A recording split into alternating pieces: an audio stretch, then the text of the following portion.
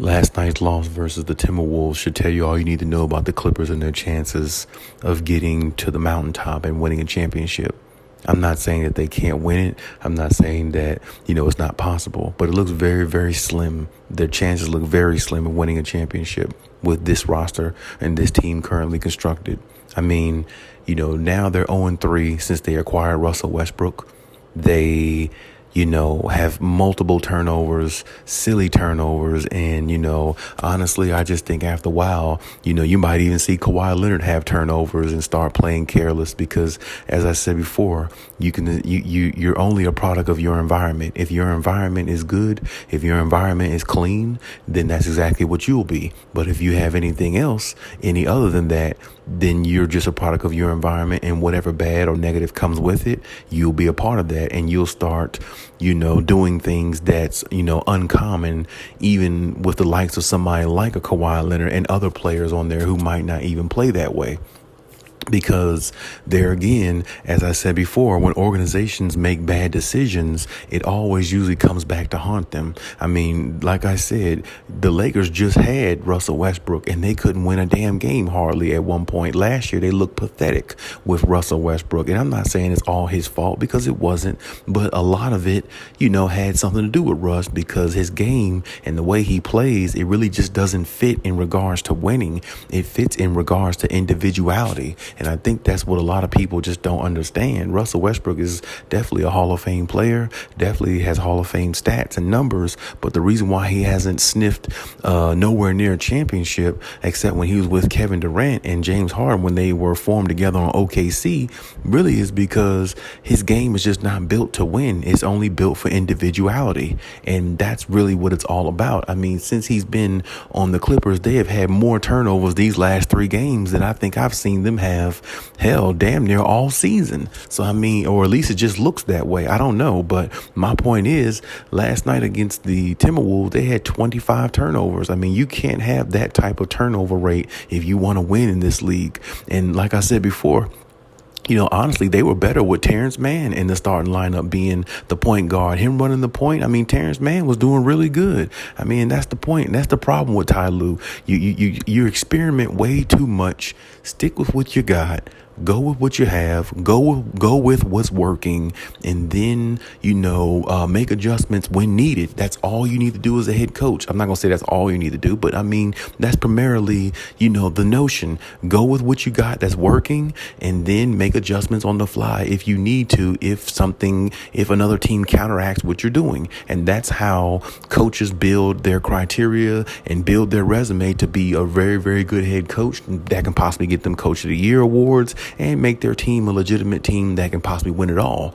Ty Lue experiments way too much. He goes back and forth in his own head, and he's got guys on the bench that can really be helping them. I mean, honestly, if they ran the lineup of Terrence Mann, Paul George, Kawhi Leonard, Nicholas Batum, and Robert Covington. If that was their starting lineup, they would be fine, I think, because that starting lineup has size, it has length, and it has like a rim protector. Excuse me, not a rim protector, but I mean Rocco, he can guard position 1 through 5 himself. Now, of course, I know that leaves Zubac out the picture, but Zubac, he's good, but in instances he looks average or a little bit less than average. So I mean, it's like you really don't even have a certified big man that you really trust. That's the reason why they went out and got Mason Plumlee, a backup center, because they just don't really think that, Zubac can really hold down the fort the way he's supposed to. And honestly, now, of course, they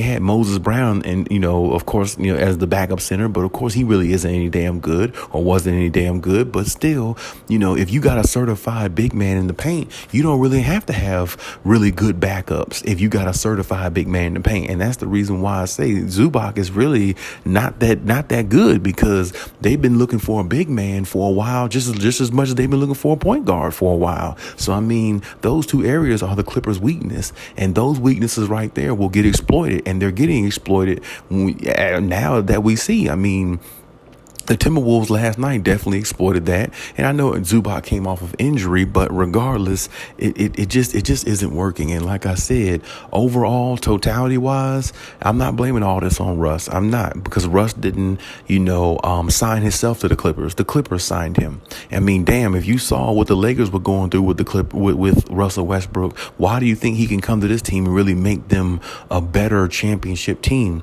Now, of course, the way his gameplay is, it kind of fits the Clippers style a little bit more, but just because his gameplay kind of fits the Clippers style of play, it really doesn't mean it's going to generate into a championship. And that's what people have to realize, because Russ is more individualized. He can get stats, he can get numbers, he can do that, but he can't put you over the hump. Now, I will say this, Ty Lue has not played him in fourth quarters or in overtimes the last couple games, I guess because he's really scared to play Russell Westbrook, because he doesn't know if Russ is going to turn the ball over at an unopportune time, which is going to give the other team the momentum. But what the Clippers don't realize as an organization, having Russ on your roster, it sometimes it could just be a distraction all on its own, because, as I said, the media is always going to make something out of what Russ is doing in regards to turnovers. And the fact that Russ is not really a winner type player and the Clippers are on a quest to win a championship, the media is going to do more talking, and Russ is going to bring more media talk to the Clippers without even trying. And Russ one thing I'll give Russ, he doesn't try to bring drama,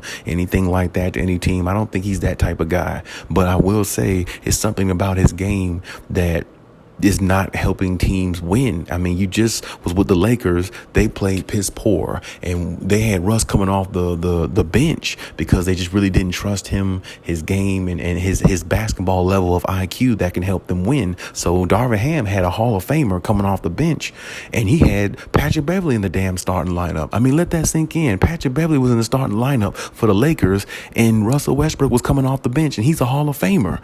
That just goes to show you how much you can't trust Russ in those situations. And like I said, Russ is not the type of player that's going to try to bring your team down. It's just that Russ ways rubs off on a lot of players around him. You even saw LeBron James, a lot of those games between last year and this season, LeBron James was getting some turnovers and stuff like that in the games that you usually rarely see him get. Usually LeBron's more in control of everything he's doing, but you saw LeBron start playing lackadaisical because, as I said before, you're only a product of your environment. It's only but for so long you can be, keep everything together when you have somebody like Russ who's a wild card and you don't know what you're going to get out of him every night. You're going to get hard playing basketball. You're going to get a guy who brings his lunch pail and going to work, put his hard hat on and do what he has to do. But you also know you're going to get some untimely turnovers that's going to give the other team momentum, and it's going to put you in a position where you're going to have to fight and claw your way out of a position where you probably didn't even need to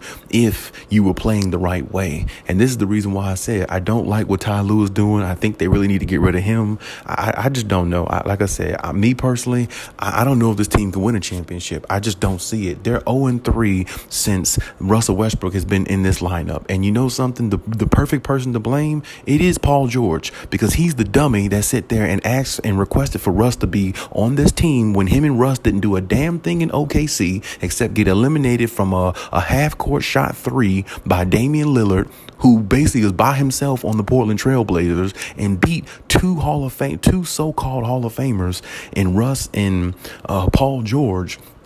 And it was an embarrassing loss as a team, and that's my problem. You have this guy, you have Russ on the team, and Paul George pushed for Russell Westbrook to come on the team. Why? Why do that when the Clippers are trying to win a championship? And clearly, if you look down the hallway when Russ was wearing a Lakers jersey, he wasn't helping them win a damn thing. A lot of people blamed him for the reason for the Lakers not playing the way they were supposed to. And honestly, right now, the Lakers lost last night as well. But if they had LeBron James with Anthony Davis and Jared Vanderbilt and all the new acquisitions they got, they were 4-1 until LeBron went down. They looked like they was about to really make a run. And I really really hate to say that, but that's what it looked like. And the Clippers look like they're going the opposite direction, which is downward spiral. Kawhi Leonard, just as I said before, Kawhi Leonard doesn't even look right to me. His body language, all that looks off to me, because I don't really think he's for all this. He just went along with it probably because, he respects Paul George. He likes Paul George. And, he probably wants Paul George to feel like he can make some decisions too. But honestly, Kawhi can't let that happen. You can't let Paul George make no decisions because he's a no damn body. Paul George is a nobody in regards to winning championships. Yeah, he's a star player in regards to his name. People remember him on Indiana. People remember him having MVP caliber type seasons, but he's also way off in playoff P, and what a lot of people remember as well. And like I said before, there's a lot of people who even question why the hell Kawhi Leonard got him as a co-star. Why he ain't keep SGA on the Clippers, or why didn't he bring another co-star to the Clippers who's actually has a better IQ and who's more known for winning and who actually is more of a certified player in those big moments in the playoffs. So, it's a lot of questions, a lot of everything. But regardless of all that, the Clippers are where they are. They got to fight and claw their way out. The way Kawhi Leonard said last night in the post game, they're going to have to fight and claw their way through the end of the season. And I can tell you, being 0-3 after the All-Star break, knowing it's only 20 plus games left in the season, that's not a good look. So the Clippers better get right soon, or they're going to be put in a position where they might find themselves not even in position to, win the championship. But hey, that's my take on everything. Leave any comments in the comment section. Also, hit the notification bell and subscribe if you haven't. And hey, till next time.